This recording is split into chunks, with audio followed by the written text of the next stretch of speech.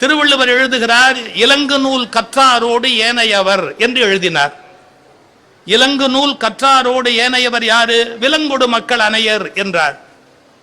இந்த உலகத்தில் படிக்காதவர்கள், கல்வி கற்காதவர்கள் விலங்கு போல் ஆகிவிடுகிறார்கள், கற்றவர்கள் தான் மனிதர்களாக உயருகிறார்கள் என்று திருவள்ளுவர் எடுத்து சொல்லுகிறார். ஆனால் இந்த கல்வியை எல்லோருக்கும் கொடுக்க வேண்டும் என்ற எண்ணம் ஆரம்பத்தில் தமிழ் மண்ணிலே ஒரு மரபிலே இருந்தது. உலக அதிசயங்களிலே ஒன்று என்று சொல்ல வேண்டும். காரைக்கால் அம்மையாருடைய காலம் என்ன? அவர் ஒரு பெண் கவிஞர். சங்க இலக்கியங்களில் போய் பாருங்கள், நிறைய பெண்கள் பெண் கவிஞர்கள்.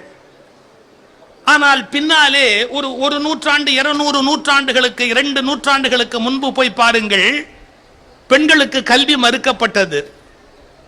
பெண்கள் படிப்பது என்பது தடை செய்யப்பட்டது. 7 வயதிலும் 8 வயதிலும் திருமணம் செய்து இளம் விதவைகளாக்கி உட்கார வைப்பது பெருமையாக பேசப்பட்டது.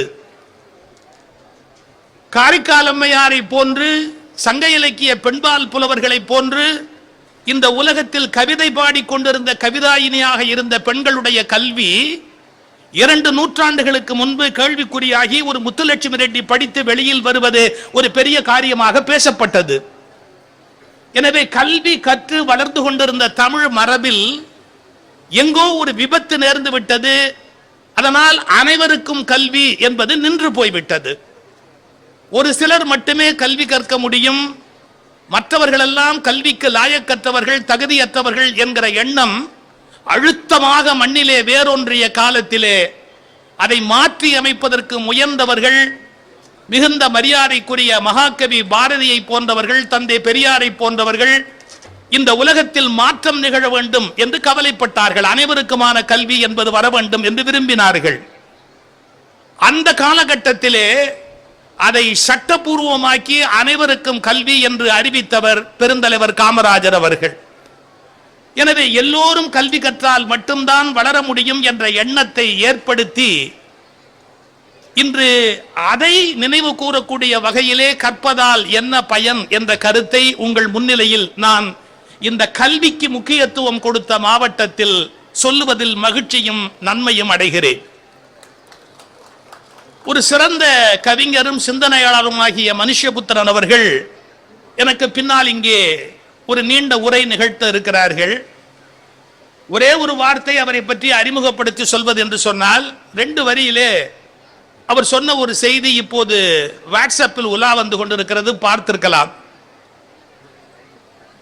நான் ரொம்ப தூரம் போய் வந்தால் மனசு சரியாகி விடுமா என்று டாக்டரை கேட்டேன். நான் ரொம்ப தூரம் போய் வந்தால் மனசு சரியாகி விடுமா என்று டாக்டரை கேட்டேன். எல்லாவற்றிலும் ரொம்ப தூரம் போய்விட்டீர்கள், அதனால் தான் மனசே சங்கடமாகி விட்டது. இந்த ஒரு வரிக்குள்ளே வாழ்க்கையினுடைய மிகப்பெரிய உண்மை இருக்கிறது. எந்த ஒன்றிலுமே ரொம்ப தூரம் போவது என்பது போலரைசேஷன். ஒரு விஷயத்திலே அதனுடைய எல்லையினுடைய அந்த விளிம்பை தொட வேண்டும் என்று எண்ணுகிற போது நாம் நடுவில் இருந்து ரொம்ப விலகி போய் விடுகிறோம். அதனால்தான் கல்வியை முதன்மையாக வைத்து, அறிவை முதன்மையாக வைத்து ஒரு மிகப்பெரிய மதத்தை தோற்றுவித்த புத்தர் சொல்லுகிறார், நடுவில் நில் என்று ஒரு வார்த்தை சொன்னார். எந்த விஷயத்திலுமே ஒரு ஓரமாக ஒன்றிலே ஆழமாக போகிறேன் என்று போகிற போது அதனுடைய முழு உண்மையை நாம் புரிந்து கொள்ள முடியாமல் போய்விடுகிறோம். எனவே நடுவில் நில் என்ற ஒரு அருமையான வார்த்தையை இந்த உலகத்துக்கு புத்தர் அருளிவிட்டு போயிருக்கிறார். நாம் கல்வி என்ற உடனே பள்ளிக்கூடத்திலே புத்தக கண்காட்சி நடக்கிறது, மகிழ்ச்சி. அதனால் கல்வி என்பதே பள்ளிக்கூடத்திலே மட்டும் கிடைப்பது அல்ல. பள்ளிக்கூடம் நமக்கு கொடுக்கிற கல்வியை விடவும் வாழ்க்கை நமக்கு கொடுக்கிற கல்வி இன்னும் அதிகமாக ஆழமானது, கனமானது, வலிமையானது. ஆனால் ஒரே ஒரு வித்தியாசம், பள்ளிக்கூடத்திலே பாடம் நடத்திவிட்டு பிறகு பரீட்சை வைப்பார்கள். ஆனால் வாழ்க்கை பரீட்சை வைத்துவிட்டு அதன் மூலம் ஒரு பாடத்தை நடத்தும்.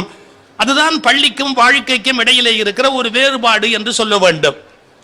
இங்கு ஒரு பாடத்தை நடத்துவார்கள், பிறகு அது பற்றிய பரீட்சை என்று வைப்பார்கள். வாழ்க்கை எப்படி பாடம் நடத்தி கொண்டிருக்காது, பரீட்சையை வைத்துவிடும் நேரடியாக. நீங்கள் அந்த பரீட்சையை எப்படி கையாளுகிறீர்கள் என்பதை பொறுத்துதான் உங்களுக்கு உண்மையாகவே ஒரு பாடம் கிடைப்பதற்கான வாய்ப்பு இருக்கிறது.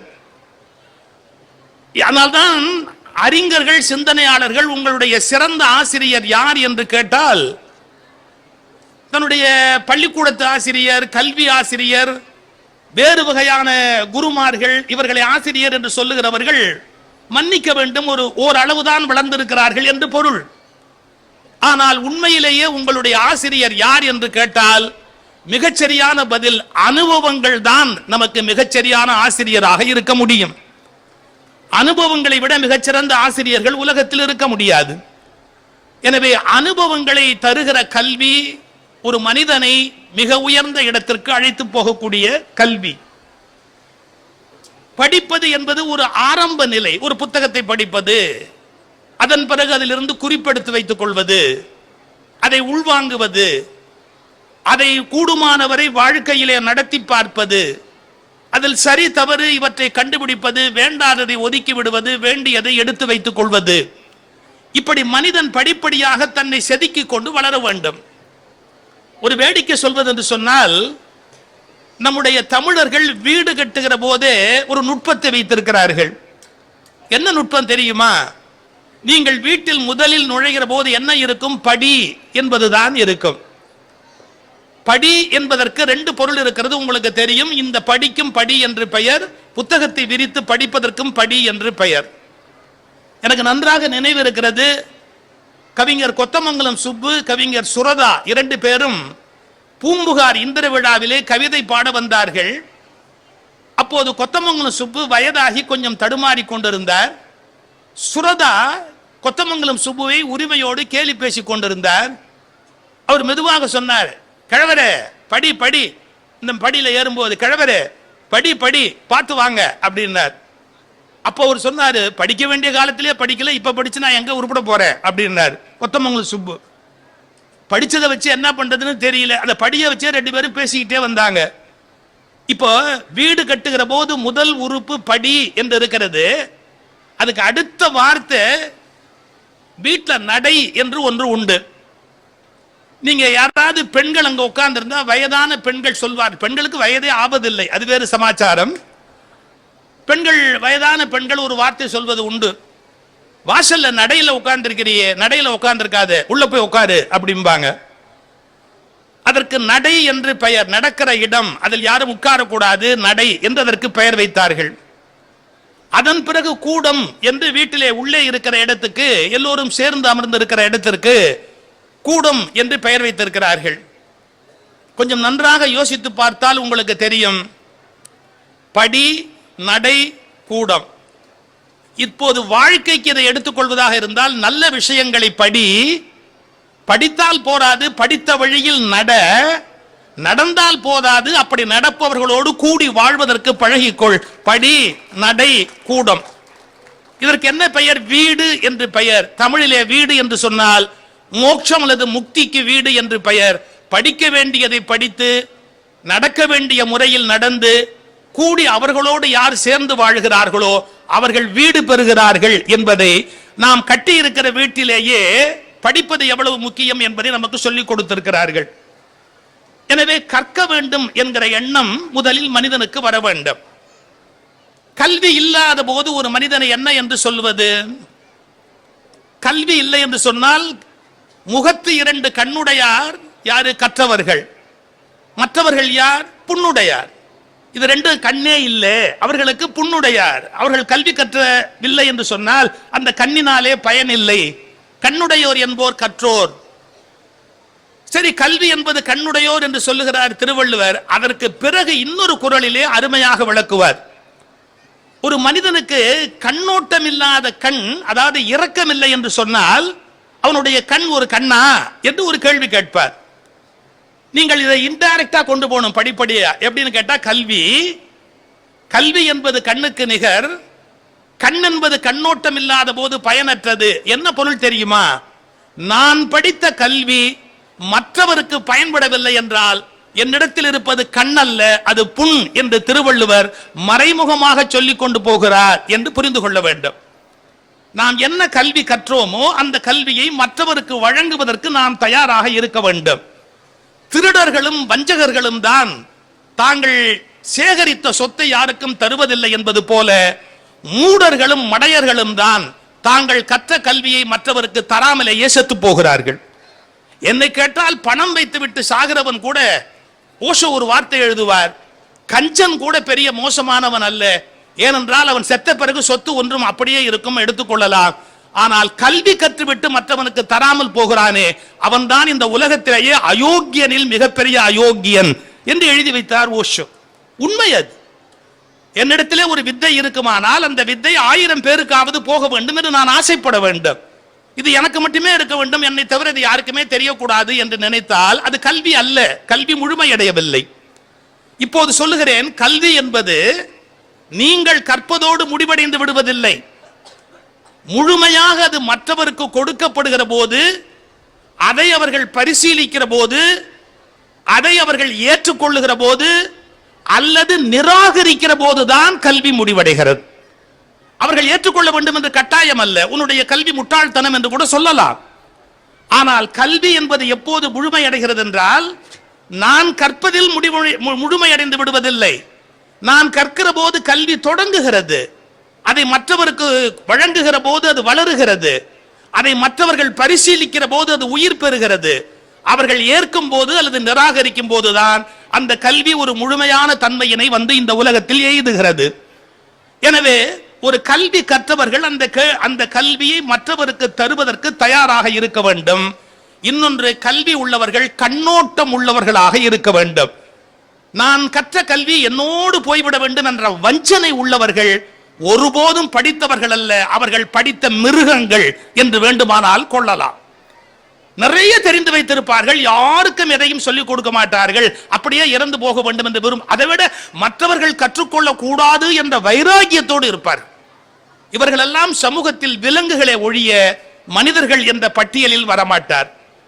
இன்னொன்று, கண்ணோட்டம் என்கிற அந்த பகுதியையும் கல்வியையும் இணைத்து பார்க்கிற போது திருவள்ளுவர் எப்படி ஒரு கோணத்தை சொன்னார் என்று சொன்னேன். ஒரு ஆச்சரியம் சொல்லுகிறேன்.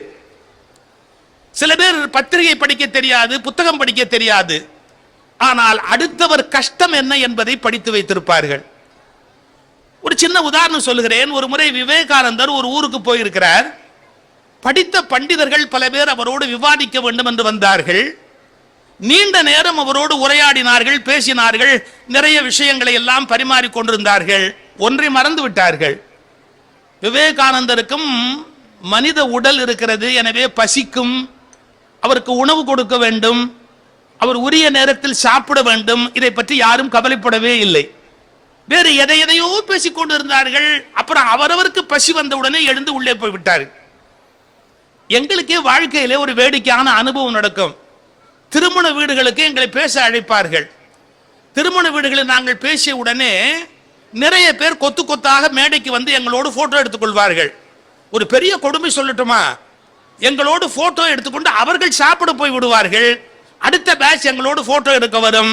இப்படி வரிசையாக போய்கொண்டே இருப்பார்கள். ஒழிய பேசியவனுக்கு சாப்பாடு போட வேண்டும் என்ற எண்ணம் யாருக்குமே தோன்றாது.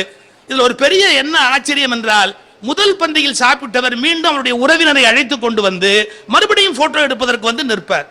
இந்த பாழாய் போன பாவிக்கும் ஒரு வயிறு இருக்கிறதே, பசிக்குமே, இவன் சாப்பிட வேண்டுமே என்பதை பற்றி கவலைப்பட மாட்டார்கள். அவர்கள் புகைப்படம் எடுப்பதையே பெரிய ஆனந்தமாக எண்ணிக்கொண்டிருப்பார்கள். நான் அதை குறையாக சொல்லவில்லை, ஒரு நிகழ்வாக சொல்லுகிறேன், புரிந்து கொள்ளுங்கள். விவேகானந்தர் உட்கார்ந்து இருக்கிறார், மணிக்கணக்காக பேசிக் கொண்டிருக்கிறார். இந்த படித்த அறிவாளிகள் அவரோடு பேசுகிறார்கள் மணிக்கணக்காக. பசிக்கும் என்று யாருமே கவலைப்படவில்லை. ஆனால் ஒரு செருப்பு தைக்கிற சகோதரருக்கு மட்டும் மனம் வருத்தப்படுகிறது. ஐயோ, அவருக்கு பசிக்குமே என்று எண்ணுகிறார். விவேகானந்தர் இடத்துல வந்து சொல்லுகிறார், என்னிடத்தில் காய்ந்த சப்பாத்தி ரொட்டி துண்டுகள் இருக்கின்றன, ஆனால் ஒரு பெரிய சிக்கல், இதை உங்களுக்கு கொடுப்பதில் ஒரு கஷ்டம் இருக்கிறது. காரணம், ஜாதி வேறுபாடு இருக்கிறது. நான் கொடுத்து நீங்கள் சாப்பிட்டது தெரிந்தால் இந்த ஊரில் எல்லோரும் என்னை கொன்று விடுவார்கள். எனவே எனக்கு கூச்சமாக இருக்கிறது. ஆனால் உங்கள் பசியை பார்க்கிற போது எனக்கு வருத்தமாக இருக்கிறது. என்னிடத்தில் ரொட்டி துண்டுகள் இருக்கின்றன, நான் தடுமாறுகிறேன் என்றார். விவேகானந்தர் சொன்னார், கொடு, நான் சாப்பிடுகிறேன், எனக்கு அதை பற்றி எல்லாம் ஒன்றும் கவலை இல்லை, கொடு என்றதை வாங்கி சாப்பிட்டார். இது யாருக்கும் தெரிந்தால் என்னை கொன்று விடுவார்கள், தயவு செய்து சொல்லிவிடாதீர்கள் என்கிறார் அந்த செருப்பு தைக்கிற தோழர். ஆனால் மகாராஜாவிடத்தில் போய் விவேகானந்தர் பேசுகிற போது சொன்னார், இந்த ஊரில் ஒரே ஒரு மனிதனை பார்த்தேன் என்றார். இந்த ஊரில் ஒரே ஒரு மனிதனை பார்த்தேன். என்னோடு பேசிய அறிவாளிகள் எல்லாம் அறிவை பரிமாறினார்களே ஒழிய எனக்கு பசிக்குமே என்று கவலைப்பட தெரியவில்லை, அவர்களுக்கு எனக்கு சாப்பாடு தர வேண்டும் என்று தோன்றவில்லை. ஆனால் அவனுக்கு மட்டும் தோன்றியது என்று சொன்ன பிறகு மன்னர் அவருக்கு ஒரு சிறப்பு செய்தார் என்று ஒரு வரலாற்று சம்பவம் இருக்கிறது. இதை எதற்காக சொல்லுகிறேன்? நிறைய படித்திருப்பார்கள் பல பேர், ஆனால் அடுத்தவருடைய மன வருத்தம், உடல் வருத்தம், சிரமங்கள், பிறருடைய துன்பங்கள் என்ன என்பதை பற்றி தெரியாதவர்கள். இவர்கள் எவ்வளவு படித்தாலும் அது வெறும் அட்டை அடையாளங்களை ஒழிய ஒரு கல்வி முதிர்ச்சியினுடைய ஞான அடையாளங்கள் அல்ல என்பதை நாம் புரிந்து கொள்ள வேண்டும். ஒரு ஆச்சரியம் சொல்லுகிறேன். சமய இலக்கியமாக இருந்தாலும், கண்ணப்ப நாயனார் வேடர் குலத்தில் பிறந்தவராக இருந்தாலும், கல்விக்கூடமே போகாதவர் என்றாலும், பள்ளிக்கூடத்தின் படியை மிதிக்காதவர் என்றாலும், அவரை பற்றி குறிப்பிடுகிற போது என்ன அழகான ஒரு வார்த்தை போடுகிறார் என்று கேட்டால், கலை மலிந்த சீர் நம்பி கண்ணப்பனுக்கு அடியேன் என்று சுந்தரமூர்த்தி சுவாமிகள் பாடுகிற போது சொல்லுகிறார். கண்ணப்பர் ஏதாவது பள்ளிக்கூடத்தில் படிச்சாரா? ஏதாவது MA டிகிரி வாங்கினாரா? கலை மலிந்த என்றார். அவர் 64 கலைகளிலும் வல்லவராக விளங்கக்கூடியவரை போல கலையின் உச்சத்தை தொட்டவர். கலை மலிந்த சீர் நம்பி கண்ணப்பன் என்ற வார்த்தையினை சுந்தரர் பெய்கிறார். யோசிக்க வேண்டும். என்ன பொருள் தெரியுமா? நீ என்ன படித்து என்ன பிரயோஜனம்? இன்னொருவன் கண்ணிலே இருந்து கண்ணீர் வருகிற போது அதை நீக்க வேண்டும் என்ற எண்ணம் வரவில்லை என்றால் நீ படித்தவனே அல்ல. யார் அப்படி நீக்குகிறானோ அவன்தான் கலை மலிந்த சீர் நம்பி என்று ஒரு அருமையான சொற்றொடரை அவருக்கு அளித்து, பிறருடைய துயரங்களை எவன் தெரிந்து கொள்ளுகிறானோ, இரக்கப்படுகிறானோ அவன்தான் உண்மையான கல்விமான் என்பதை ஒரு சமய இலக்கியம் கூட நமக்கு புரிய வைத்துக் கொண்டிருக்கிறது. நீங்கள் கல்லூரியிலேயோ மற்றதிலேயோ போய் படிப்பதால் மட்டும்தான் படிப்பு என்பதல்ல. எனக்கு ஒரு வேடிக்கையான ஒரு நினைவு. நான் கல்லூரியிலே படித்துக் கொண்டிருக்கிற காலத்தில் பேச்சு போட்டிகளிலே பங்கேற்பது வழக்கம். ஒரு முறை அப்படி ஒரு பேச்சு போட்டியில் பரிசு பெற்ற பிறகு சென்னை கால்நடை மருத்துவக் கல்லூரியிலே முத்தமிழ் விழா நடத்துகிறார்கள். அந்த பரிசளிப்புக்கு பேச்சு போட்டியில் வெற்றி பெற்ற என்னையும் பேசுவதற்காக அழைத்திருந்தார்கள். அந்த விழாவிலே அண்மையிலே காலமான மிகுந்த மரியாதைக்குரிய தஞ்சை பல்கலைக்கழகத்தின் மேனாள் துணைவேந்தரும் என்றும் தமிழ் பல்கலைக்கழகமாக வாழ்ந்தவருமாகிய டாக்டர் ஔவை நடராஜன் அவர்கள் அந்த விழாவுக்கு வந்திருந்தார்கள். சிறப்பு விருந்தினராக நடிகர்கள் MR ராதா அவர்களை அழைத்திருந்தார்கள். நடிகர்கள் MR ராதா அவர்கள், டாக்டர் ஔவை நடராஜன் அவர்கள், மாணவர்கள் சார்பில் பேசுகிற பேச்சாளர் நான் என்று 3 பேர் முத்தமிழ் விழாவுக்கு அழைக்கப்பட்டிருந்தோம். மேடையிலே வரவேற்புரை சொன்னார்கள். நாங்கள் போகிறோம். படி 3 மாடி ஏற வேண்டும். கால்நடை மருத்துவக் கல்லூரியினுடைய அந்த அரங்கம் 3வது மாடியிலே இருக்கிறது.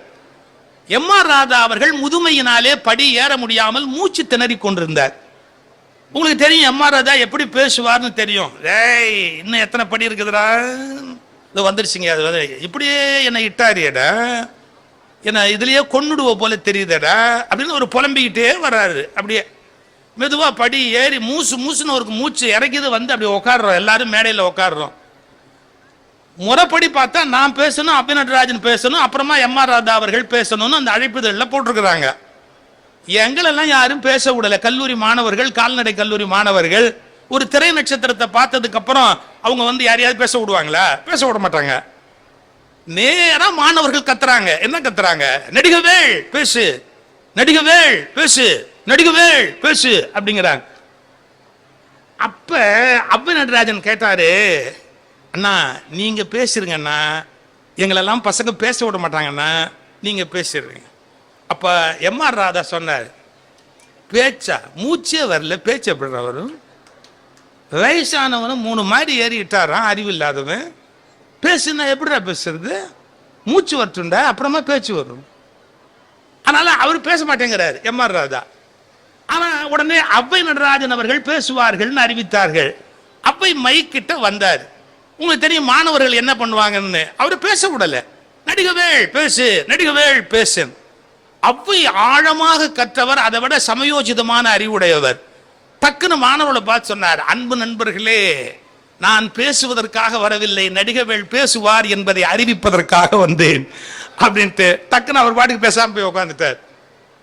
மைக்கு எம்.ஆர். ராதா அவர்கள் கிட்ட போச்சு. அவர் கேள்வி கேட்டார், டேய் நீ எல்லாம் படிச்சவனாட, நீ எல்லாம் படிச்சவனாட, 3 மாடி ஏறி ஒரு கிழவனை இட்டாரியே, உனக்கு அறிவு இருக்குது? அவனுக்கு வரும்போதே மூச்சு வாங்குது, அவனுக்கு பேசுங்கிறியே, உனக்கு மூளை இருக்குது? நீ எல்லாம் படிச்சுவ? அதை விட அடுத்த வார்த்தை கொன்னே போட்டார் மனுஷன். நீ எல்லாம் மாட்டுக்கு வைத்தியம் பண்ண போறியா? ஏன்னா கால்நடை மருத்துவக் கல்லூரி. நீ எல்லாம் மாட்டுக்கு வைத்தியம் பண்ண போறியா? முடியலன்னு சொல்ற என்னையே இந்த பாடுபடுத்துறியாடா? அது ஒன்னும் சொல்லாதடா, அதை என்ன பாடுபடுத்துவ? முடியலன்னு சொல்ற என்னையே இந்த பாடுபடுத்துறிய, அது ஒண்ணுமே சொல்லாதடா, அதை என்ன பாடுபடுத்துவ நீ? ஏதா வயசானவன் 3 மாடி ஏறிட்டாண்டு அவனை எப்படா பேசுவான்? நீ எல்லாம் படிச்சவன் நீ? நடராஜன் படிச்சவன். அதுக்கு அடுத்த வார்த்தை தான் இன்னும் டாப்பு. நடராஜா என்ன படிச்சிருக்க? யாரு? அப்ப நடராஜனே கேட்கிறாரு. அவர் சொன்னார், அண்ணா எம்ஏ பிஹெச்டி. நடராஜன் என்னமோ படிச்சிருக்கிறான்.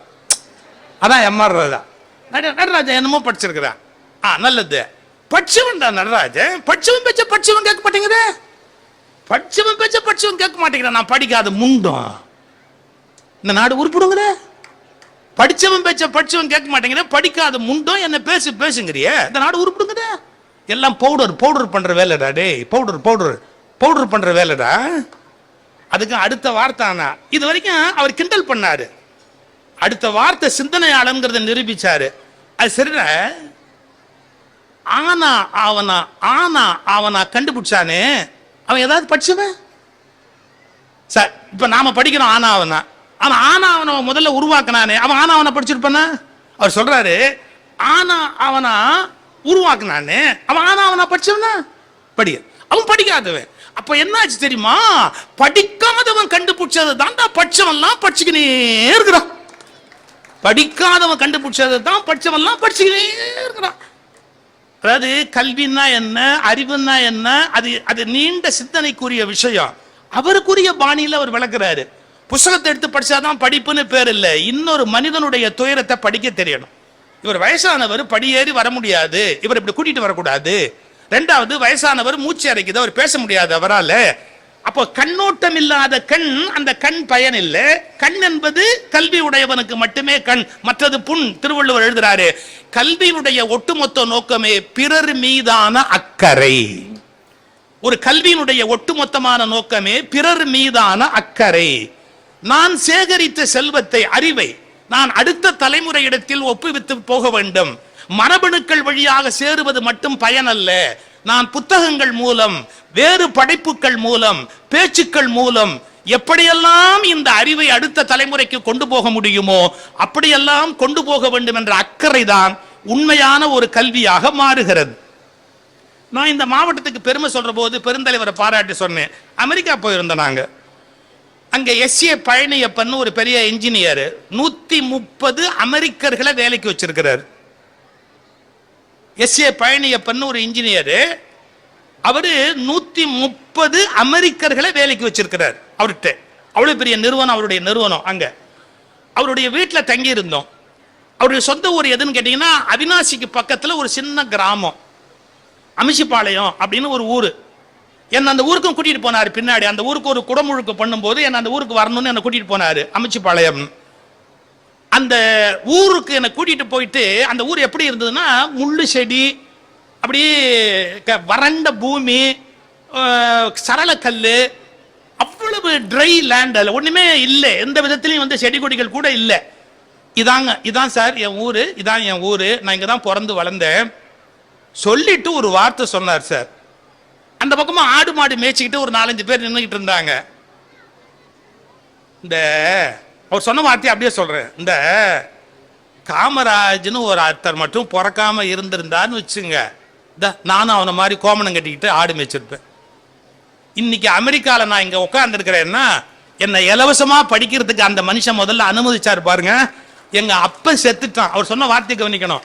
எங்க அப்பன் செத்துட்டான், எங்க ஆய் செத்துட்டா. நான் ஒவ்வொரு உறவுக்காரங்க வீட்லையும் போய் மத்தியானம் சோறு வாங்கணும். உறவுக்கார மதிப்பான்னு நினைக்கிறீங்க, மாமன் பெரியப்ப மதிப்பான்னு நினைக்கிறீங்க, உட்கார உட்காரு உட்காரு அப்புறம் சாப்பிட்டு போ அப்படிம்பாங்க. அவமானமா இருக்கும், சாப்பாடே கிடைக்காது. அந்த மாதிரி நிலையில பள்ளிக்கூடம் திறந்து பக்கத்துல பள்ளிக்கூடத்துல சோறும் போடுறாங்க அப்படின்னு நான் அந்த பள்ளிக்கூடத்துக்கு போனதால தான் சார் கடைசியில நான் இன்னைக்கு இவ்வளவு பெரிய நிலைமைக்கு வந்திருக்கிறேன். அந்த மனுஷனுக்கு நான் கோயில் கட்டி கும்பிடணும் சார். ஒரு வினாடி யோசிச்சு பாருங்க. அமைச்சுப்பாளையத்துல ஆடு மேய்ச்சிக்கிட்டு ஒண்ணும் இல்லாம ஒரு கோமணத்தை கட்டிட்டு உட்கார்ந்து இருக்க வேண்டிய ஒரு ஆளா என்ன ஆகியிருக்கோம். நான் அதுல இருந்து அந்த படிச்ச ஒரே காரணத்தினால தான் இன்னைக்கு அமெரிக்கால 130 அமெரிக்கரை வேலைக்கு வச்சுக்கிட்டு இவ்வளவு பெரிய கம்பெனி என்னால நடத்த முடியுது அப்படின்னார். இதெல்லாம் நம்ம நினைச்சு பார்க்கணும். கற்றதால் என்ன பயன்? இப்ப சொல்றேன் சார், பணக்காரன் வீட்டு புள்ள மேல வந்துடலாம், பதவியில் இருக்கிறவங்க வீட்டு புள்ள மேல வந்துடலாம். ஆனா ஏழை நடுத்தர குடும்பத்தில் இருப்பவர்கள் கற்பதால் மட்டும்தான் உயர்ந்த இடங்களை அடைய முடியுமே ஒழிய வேறு எதனாலும் அடைய முடியாது. அதனால்தான் இந்த நாட்டில் அவர்கள் கற்க கூடாது என்றே பல பேர் தடை செய்து வைத்திருந்தார்கள். அப்படிப்பட்டவர்கள் மேலே வந்துவிடக் கூடாது, அவர்கள் உயர்ந்து விடக்கூடாது, எல்லோரும் படித்து விடக்கூடாது என்பதில் ஒரு சிலர் மிக உறுதியாக இருந்தார்கள்.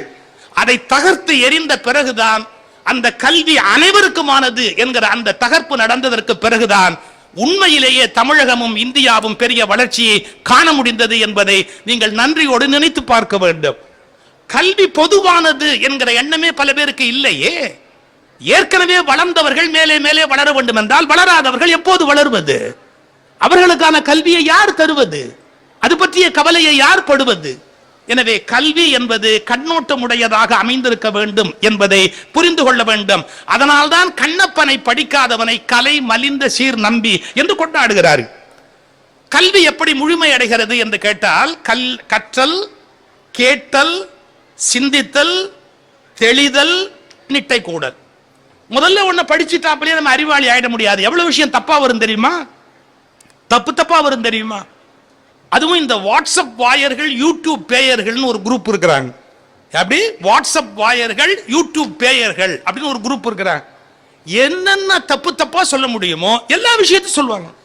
எதை பத்தி கவலைப்பட மாட்டாங்க. இது உண்மையா பொய்யா, நிஜம் நடந்ததா நடக்கலையா, எதை பத்தியுமே கவலை கிடையாது. அதுல வர்றதெல்லாம் நம்ம நம்பிட்டோம்னு வச்சுக்கோங்க, நம்ம உண்மையில ஜெயிச்சிட முடியும்னு நினைக்கிறீங்க? கிடையாது. பல விஷயம் நமக்கு தெரியாது. ஆனா உங்களுக்கு உன்னை தெரிஞ்சுக்கணுங்கிற கியூரியாசிட்டி இருக்கணும். நான் இன்னைக்கு விமானத்தில் வரும்போது ஐயா மனுஷபுத்திரன் நானும் ஒரே விமானத்தில் வந்தோம். மதுரைக்கு விமானத்தில் வரும்போது இந்த கண்ணாடி, விமானத்தினுடைய கண்ணாடி நீங்க கவனிச்சீங்கன்னா ஜன்னல் கண்ணாடி எல்லாமே இது பாருங்க இப்படி ஓவல் ஷேப்ல இருக்கும். ஒரு விமானத்திலேயாவது நீங்க சதுரமான ஷேப்ல காட்டிருங்க. பஸ்ல பார்க்கலாம், மற்றதுல பார்க்கலாம், ரயில்ல பார்க்கலாம், சதுரமான செவ்வகமான கண்ணாடி பார்க்கலாம். எங்க பிளேன்ல காட்டிருங்க. பிளேன்ல எல்லாம் ஓவல் ஷேப்ல தான் அந்த கண்ணாடி இருக்கும். ஏன் நம்ம எத்தனை பேர் தெரிஞ்சுக்கிட்டோம்? சரி, இது அன்வான்டட் இன்ஃபர்மேஷனா இருக்கலாம். ஆனா நம்ம யோசிக்கணும். ஒரு விஷயத்தை பார்த்தோம்னா ஒரு கியூரியாசிட்டி இருக்கணும். நான் உடனே சர்ச் பண்ணி யோசிச்சேன், ஏன் இதுல மட்டும் இது மாதிரியான டிசைன் மற்ற டிரான்ஸ்போர்ட்ல எல்லாம் இல்லையே, ரயில்ல இல்ல, பஸ்ல இல்ல, பிளேன்ல மட்டும் ஓவல் ஷேப்ல கண்ணாடி வச்சிருக்கிறானே, என்னத்துக்காக அப்படி? சார், ஃபர்ஸ்ட் பிளேன்லாம் வந்த போது சதுரமா தான் போட்டான் கண்ணாடி. ஆனா சதுரமா கண்ணாடி போட்டா கண்ணாடி கிராக் ஆயிடுது. கேபின் பிரஷர் அப்படின்னு ஒண்ணு உள்ள உண்டாகும். ஃபிளைட் பறக்க ஆரம்பிச்ச உடனே அந்த பிரஷர் உண்டான உடனே என்ன ஆகும் அப்படின்னு கேட்டா இந்த கண்ணாடி தெரிச்சிடும் அல்லது கிராக் விட்டுடும். இப்படி கிராக் விட்டுடும் சொன்னா அதுக்கப்புறம் ஃப்ளை பண்ண முடியாது, ஆபத்துல போய் முடியும். எவ்வளவோ ட்ரை பண்ணி பார்த்து ஃபெயிலியர். இந்த ஓவல் ஷேப்ல என்ன ஒரு அருமை இருக்கு அப்படின்னு கேட்டீங்கன்னா, இதுல கொடுக்கிற பிரஷரை ஓவல் ஷேப் மட்டும் டிஸ்ட்ரிபியூட் பண்ணிடும். அதாவது ஒரே இடத்துல போய் கான்சென்ட்ரேட்டடா அந்த பிரஷர் நிக்காது, டோட்டலா டிஸ்ட்ரிபியூட் ஆயிடுறதுனால, இந்த பிரஷர் டிஸ்ட்ரிபியூட் ஆகிறதுனால அது உடையவே உடையாது. இது உடையாம இருக்கணும்னா ஓவல் ஷேப்ல இருக்கணும். இப்ப வாங்க, ஓவரின்னு பேரு, கருமுட்டைன்னு பேரு. கருமுட்டை ஓவல் ஷேப்ல இருக்கு. அப்போ இயற்கை நமக்கு ஒண்ணு கத்து கொடுத்தது, நீண்ட காலம் ஒண்ணு உடையாம இருக்கணும்னா அது ஓவல் ஷேப்ல இருக்கணும் அப்படிங்கிற பிரபஞ்சத்தினுடைய படைப்பின் ரகசியம் நாம் இங்க பார்க்கிற விமானத்தின் மூலமா கத்துக்கிறோம். ரொம்ப சுலபத்துல உடையாது, முட்டை மென்மையானது. ஆனா உடையாதபடி அதை பாதுகாக்கிறதுக்கு எவ்வளவு பெரிய ஏற்பாடு இருக்கு. Oval shape, that is very important. இப்போ ஒரு கியூரியாசிட்டியோட நம்ம ஒவ்வொன்றையும் தெரிஞ்சுக்கிறது ரொம்ப அவசியம்.